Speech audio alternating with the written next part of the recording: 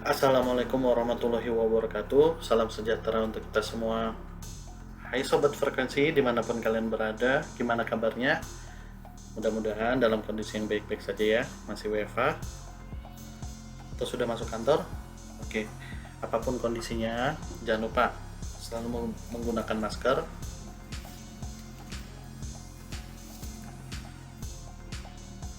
dan selalu membawa hand sanitizer dimanapun kalian berada.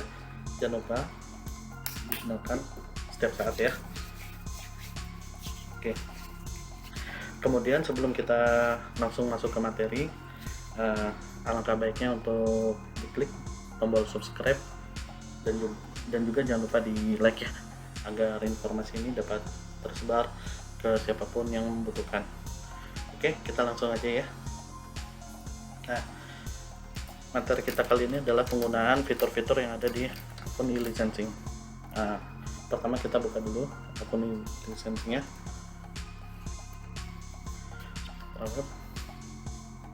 Nah, tampilannya begini. Nah, di sini kita login. Nah, tampilannya begini.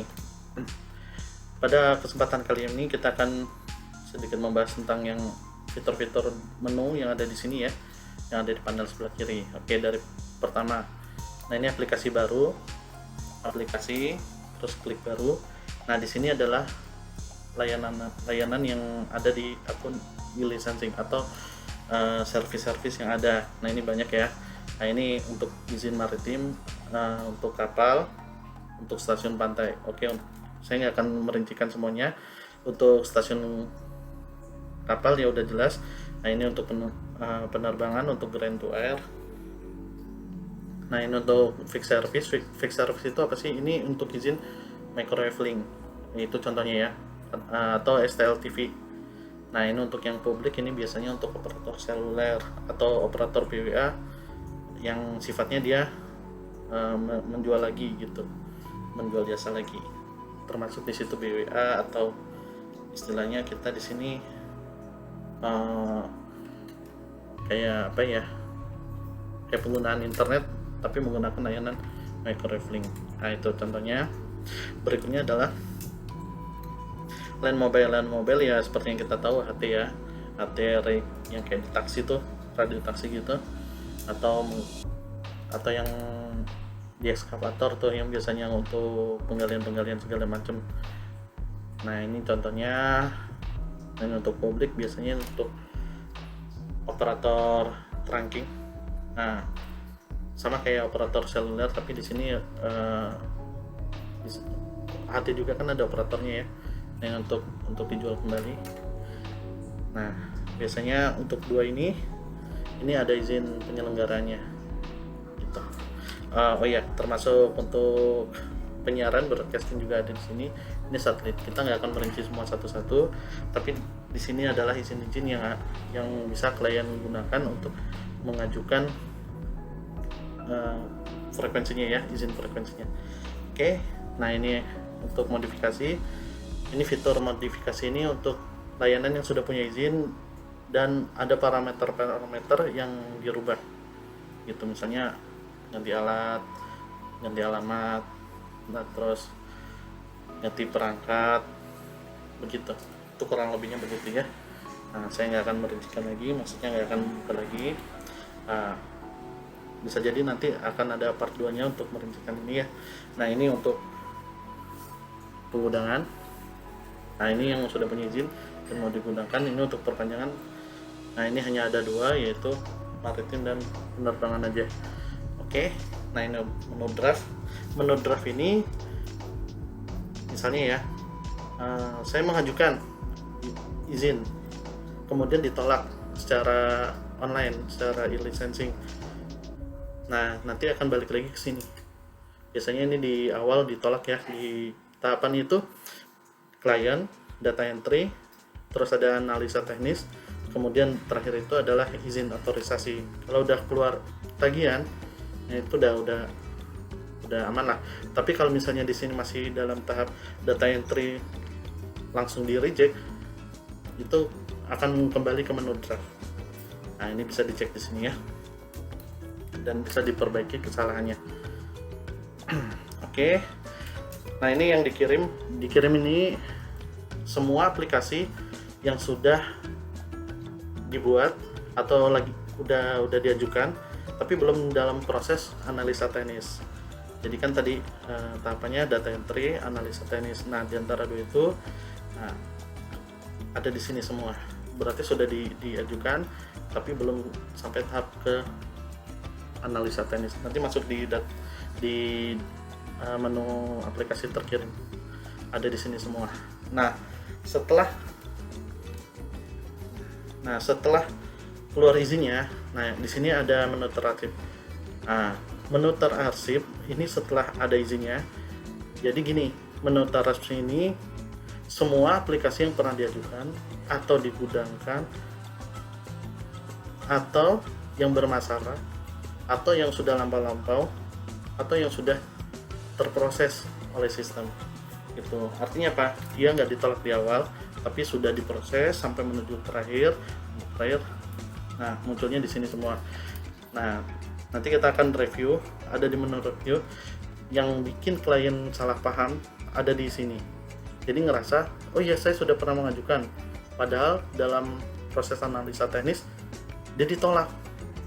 Nah, klien ini atau pengguna akun e-licensing ini salahnya mereka bilang, nah kan sudah terarsip, sudah pernah diajuin.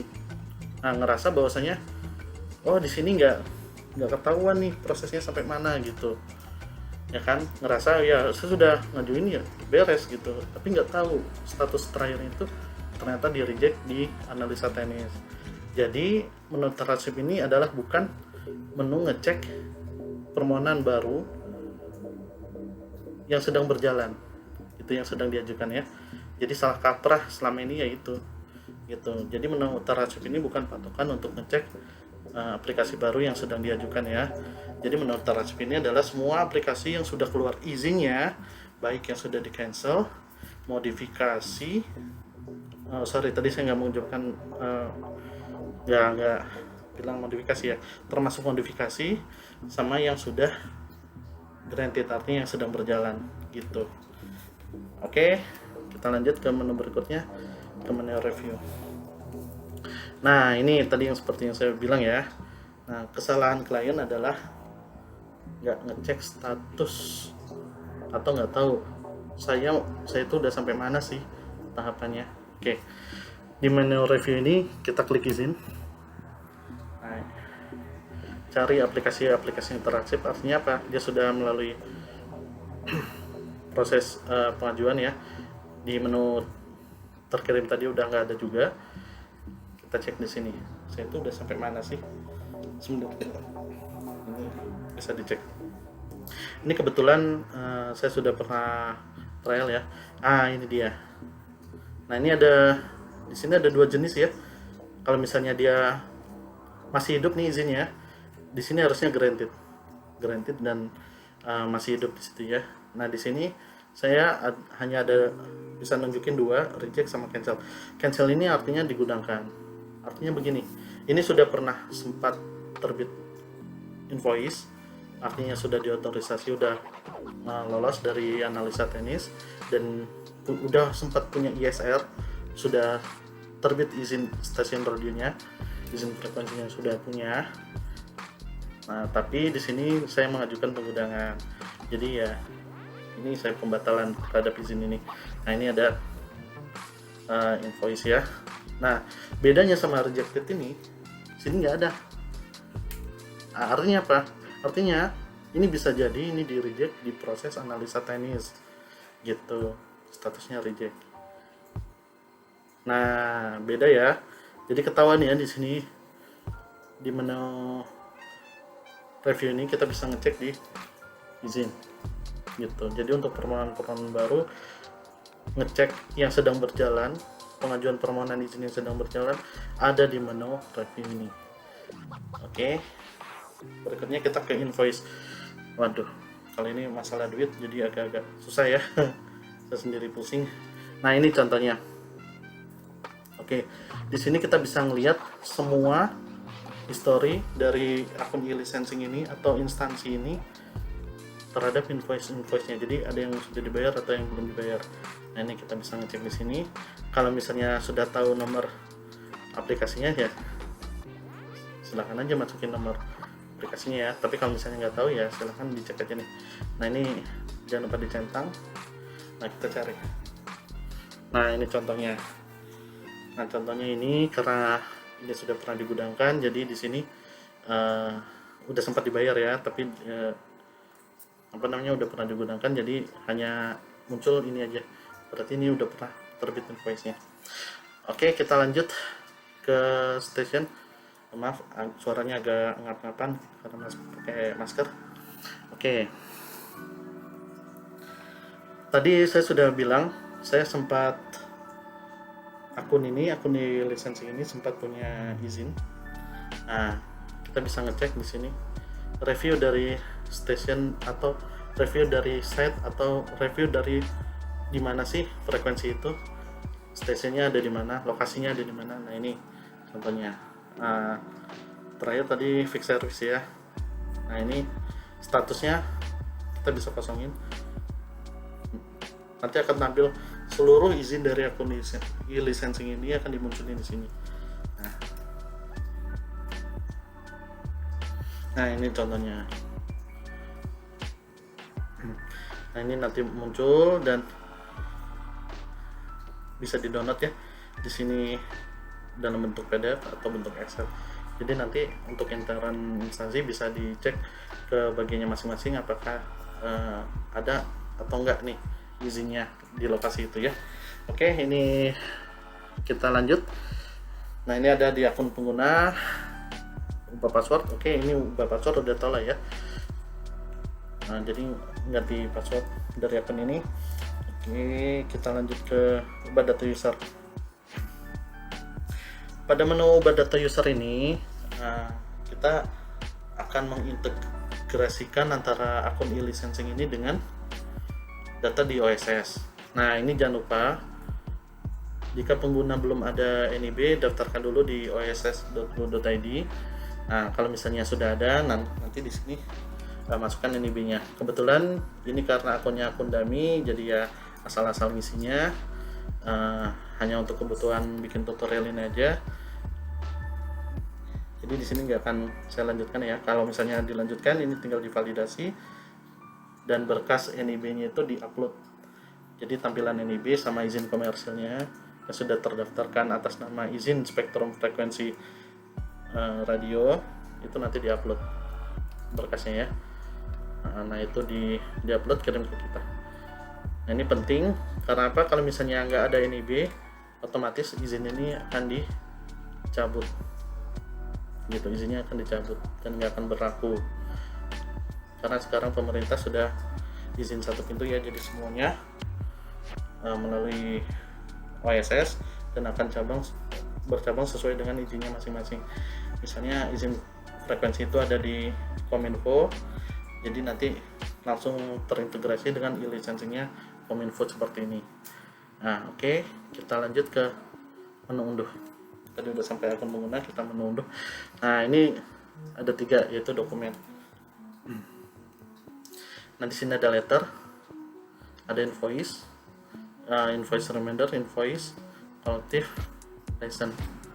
Nah, invoice reminder ini adalah semua data-data invoice yang terbit dendanya. Jadi untuk permohonan baru terbit invoice-nya atau tagihannya itu 1 kali 24 jam atau one day service. Misalnya ngajuin hari ini, misalnya jam 11 siang, itu jam 11 siang di hari berikutnya gitu. Jadi bukan same day ya, harus diperhatiin. One day service berarti di hari berikutnya, bukan di hari yang sama gitu. Jadi sudah terbit 1 hari berikutnya. Nah, itu untuk permohonan baru bisa dicek invoice-nya. Nah, di sini invoice, klik invoice. Nah, kalau memang dia permohonan baru, tampilkan dokumen-dokumen terbaru. Karena tadi kita lihat di menu review itu ternyata aplikasi saya semuanya adalah reject, artinya nggak ada izin sama sekali, ini di dokumen terarsip. Atau untuk amannya, kalau misalnya ada izinnya sedang berjalan, dua-duanya aja dicentang.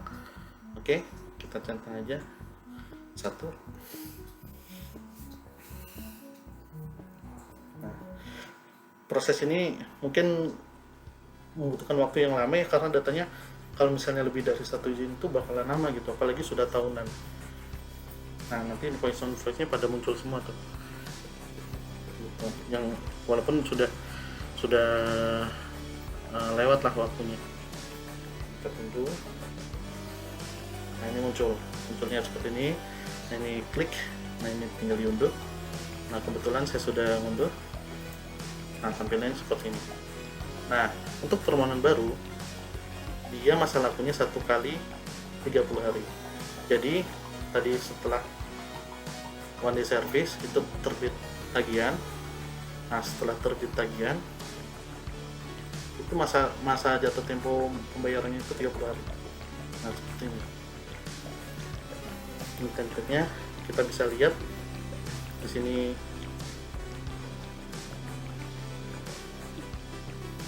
nama instansinya sama alamatnya, sini nomor klien ID, sini nomor aplikasi yang dimaksud. Nah, di sini ada nomor invoice. Nah, sini ada masa laku. Unik ya masa laku. Oke, kenapa masa lakunya ini sampai 2025? Konsep dari perizinan frekuensi ini atau ISR ini, stasiun radio ini, untuk SPP-nya sama kayak STNK ya. STNK gitu, itu masa lakunya 5 tahun, tapi tiap tahun itu harus ada perpanjangan gitu. Kalau misalnya tidak ada perpanjangan, itu akan didenda tiap tahun ya. Jadi hanya sampai 5 tahun. Jadi dari tahun kelima hingga ke-6 itu nggak akan terbit denda gitu. Jadi sesuai dengan peraturan, dia hanya sampai 5 tahun dan tiap tahun ada tagihan untuk perpanjangan izin itu gitu. Jadi akan muncul seperti ini tampilannya, dan ini nominalnya. Oke. Nah, ini template lama ya. Nah, kalau template lama untuk halaman keduanya nggak ada. Nah, nanti kalau yang baru cuman ada 2, cuman rincian ini, data stasiun radio sama bagian depan aja. Jadi untuk pembayarannya sendiri itu sekarang sudah bisa dilakukan di Bank Mandiri, BRI, dan BNI. Nah, bisa dilakukan dengan banyak cara, melalui teller, transfer ATM, atau e-banking gitu.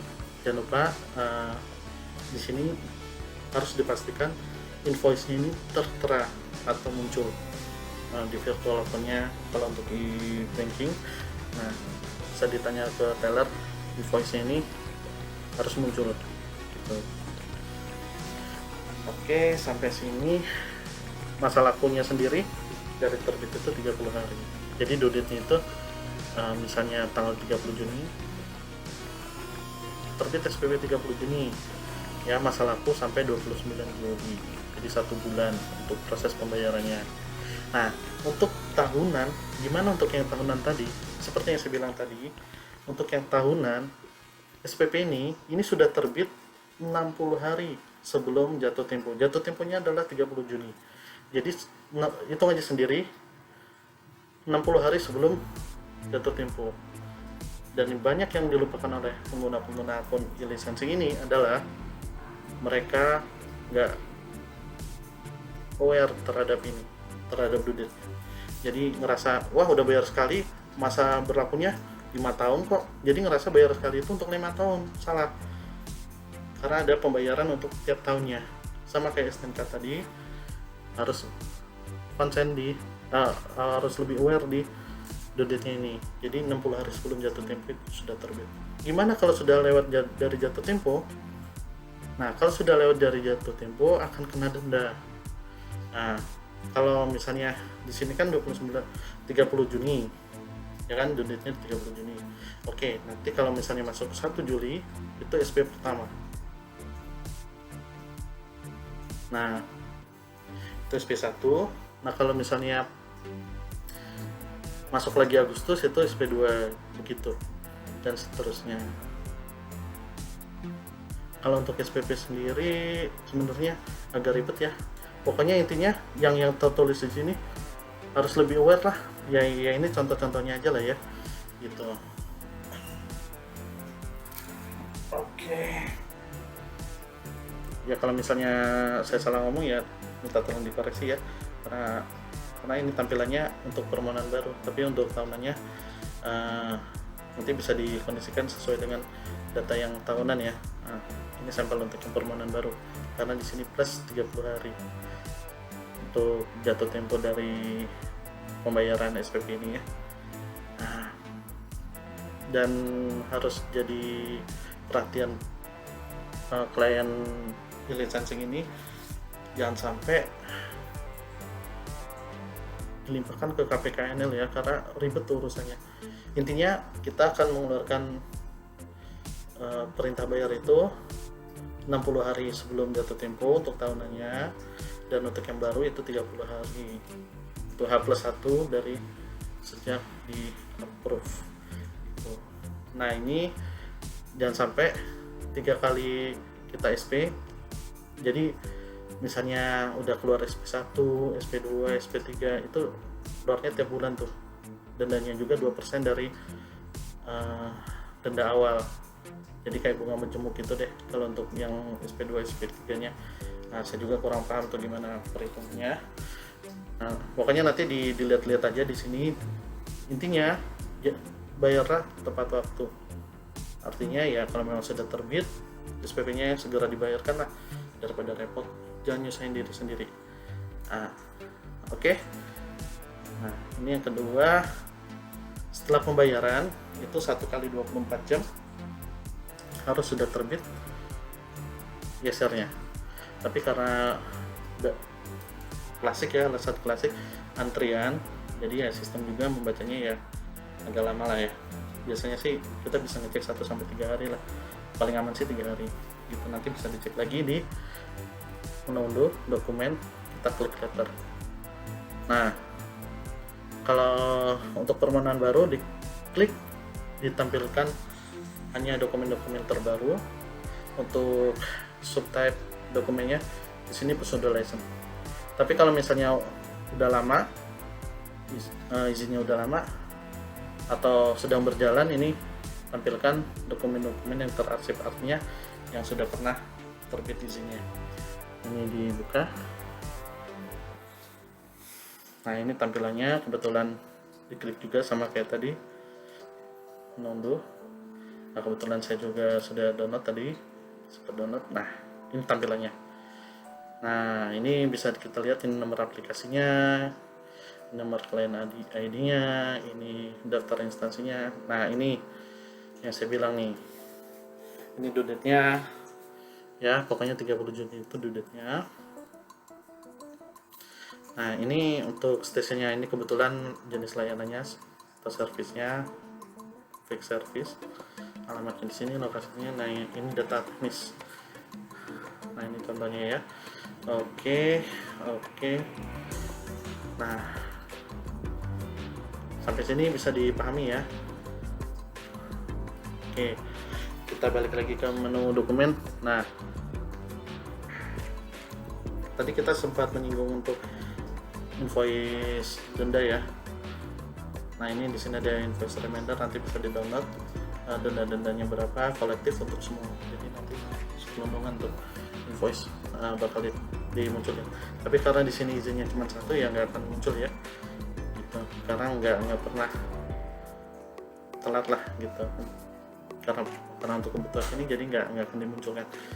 Oke, kita skip aja, kita ke letter lagi. Nah ini ada dokumen-dokumen lain yang bisa diunduh. Ini ada end of life.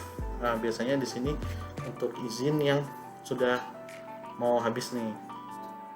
Kayak oh iya tadi saya belum menjelaskan lagi ya. Tadi kita hanya sampai 5 tahun. Sampai 5 tahun ya.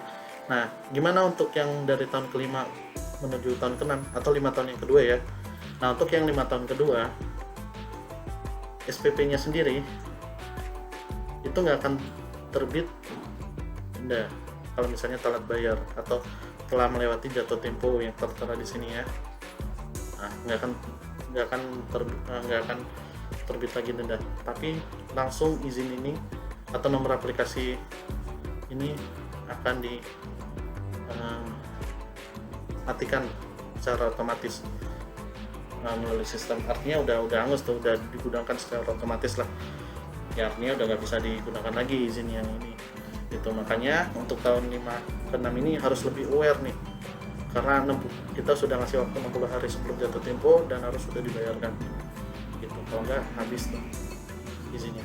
Nah kalau misalnya sudah dibayarkan gimana? Nah untuk 5 tahun yang kedua sama, nanti dari tahun ke 6 ke 7 itu sama, perpanjang tahunan dan muncul lagi denda. Tapi untuk 5 ke 6 ini yang harus diperhatikan. Nah gimana yang ke 10 ke 11 nya untuk 5 tahun yang ketiga? Untuk yang 5 tahun yang ketiga dari tahun ke 10 ke 11 itu nggak akan ada perpanjangan lagi, dia putus di tahun ke 10 dan itu otomatis di cancel, artinya digunakan oleh sistem. Artinya apa? Untuk tahun ke 11 ke 12 pemilik izin ini atau klien ini itu harus ngajukan seperti awal, jadi ngulang lagi dari awal. Nah makanya di sini izin ISR ini hanya sampai 2 tahun 5 tahun kedua aja. Bukan 2 tahun ya, cuma 2 kali 5 tahun, hanya berlaku sampai 10 tahun. Untuk tahun berikutnya jika masih menggunakan izinnya atau menggunakan frekuensinya, silahkan diajukan seperti awal. Oke, nah di sini ada notifnya end of life. Nah, terus di sini ada saya nggak hafal juga apakah masih digunakan atau enggak nih, kayak listen cancel. Nah ini listen cancel juga saya nggak tahu ini masih digunakan apa enggak, kita coba aja ya. Kebetulan saya pernah menggunakan listen cancel ini ya, surat pengundangan sebenarnya sih.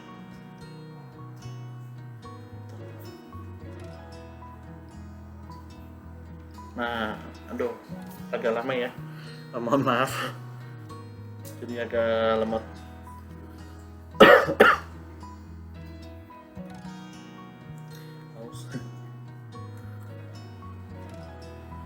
Oke. Nah, wah ada ternyata. Karena saya pernah menggunakan di sini di license cancel. Nah ini bisa dilihat surat pengundangannya kurang lebih seperti ini, notifikasi. Jadi setelah menggunakan secara online, klien akan menerima surat balasan berupa surat pengundangan. Nah ini contohnya surat pengundangan. Nah bla bla bla bla bla. Oh ya ini udah pernah digunakan. Nah ini kurang lebihnya begini ya. Ternyata ada. Saya kira udah nggak digunakan ya. Oke, kita lanjutkan ke letter berikutnya. Kita buka-buka aja. Ini saya nggak ada teks atau apa, jadi nggak terkonsep. Jadi kita gosok aja di sini ya. Nah ini prosedur license tadi kita udah tahu untuk apa. Nah reconfirm ini udah nggak ada lagi, tapi di sini masih muncul ya. Terus apa lagi? Oh ya revoke. Ini ada dua ya. Ada revoke, ada bad. Bedanya kalau revoke itu pengundangan secara otomatis atau dikurun secara otomatis. Tapi kalau untuk bad debt adalah seperti SPP atau tagihan ada tunggakan yang bermasalah. Nah gitu, itu bad debt. Nah kurang lebih begitu. Nah untuk lebih jelasnya nanti bisa ditanya ke call center ya 159 atau di call center di loket pelayanan juga bisa di Wisma Antara lantai 1 atau ke call center 159. Ditanyakan aja ini buat apa gitu ya, maksudnya apa, notification. Saya juga nggak terlalu hafal ini apa, reminder of life bla. Oke, kita skip aja. Nah ini equipment, ini juga penting. Jadi gini, kenapa di sini ada undo equipment dan antena? Nah dua hal ini adalah parameter teknis yang menjadi acuan kita untuk menerbitkan izinnya. Jadi artinya perangkat tersebut harus sudah tersertifikasi. Cara ngecek ini mana? Di sini kita bisa cek juga sertifikasi.postel.go.id ya. Nah, ini ada e-sertifikasi. Di sini kita bisa cek daftar sertifikasi yang terbit. Oke. Nah, fungsinya apa? Semua perangkat yang sudah tersertifikasi ini akan terdaftar di e-licensing ini. Jadi korelasinya begitu hubungannya ya. Jadi semua alat telekomunikasi yang digunakan atau yang akan diajukan izinnya sudah terdaftar oleh di e-licensing. Nah, kesalahan klien atau pemilik akun ini atau instansi ini adalah mengadakan barang dulu. Jadi ada pengadaan pembelian barang dulu, baru mengajukan izinnya. Sebenarnya itu kurang tepat ya. Harusnya mereka itu ngecek dulu. Saya menggunakan frekuensi, saya mau ngajuin izin frekuensi, gitu. Jadi gimana nih untuk alatnya, untuk antenanya atau radionya atau HT-nya, gitu. Nah ini bisa dicek di sini. Jadi nggak langsung main beli barang gitu. Nah jadi bisa ngecek sesuai dengan servisnya, layanannya. Contoh di line mobile atau HT atau penggunaan HT untuk interan instansi sendiri ya. Misalnya saya mau mengadakan HT yang ada di perizinan itu apa aja ya mereknya, model tipenya apa aja. Nah saya nggak tahu nih pilihannya apa, tapi saya tahunya misalnya saya mau pakai VHF sekitar 136 sampai 174. Nah ini kita bisa ngecek di sini. Nah di sini ada 995 perangkat yang terdaftar. Nah bisa dicek sendiri ya, silahkan disesuaikan dengan layanannya. Begitu juga antenanya ya. Nah ini antenanya juga harus dicek. Oh saya juga nggak tahu nih ininya apa. Oh ya udah, antena yang terdaftar apa aja sih gitu. Oh ini, nah ini layanannya misalnya disamakan dengan mobile private.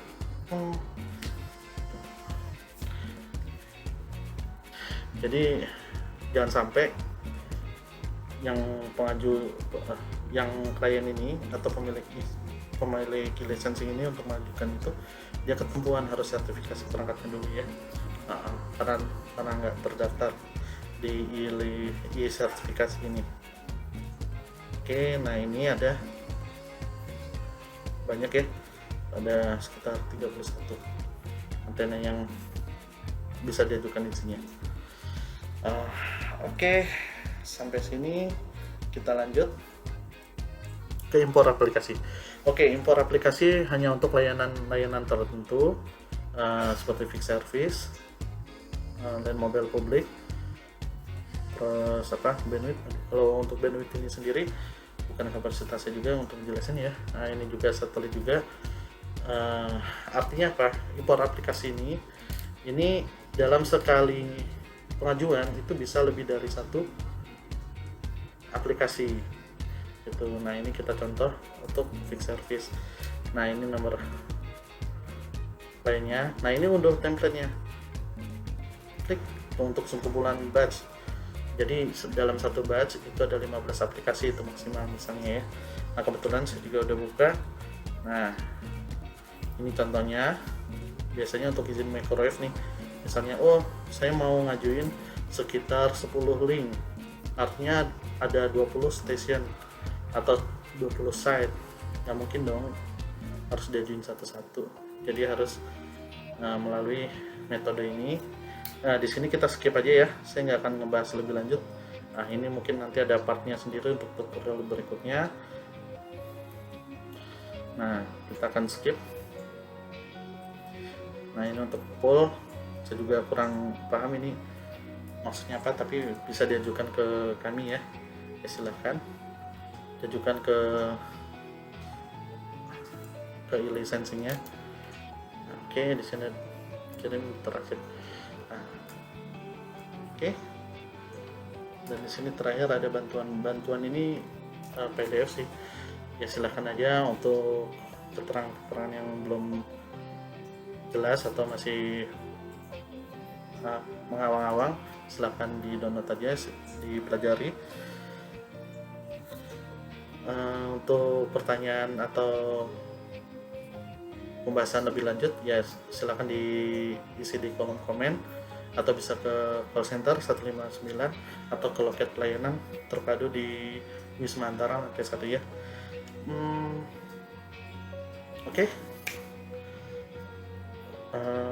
Sampai di sini dulu. Wabillahi taufiq wal hidayah. Wassalamualaikum warahmatullahi wabarakatuh.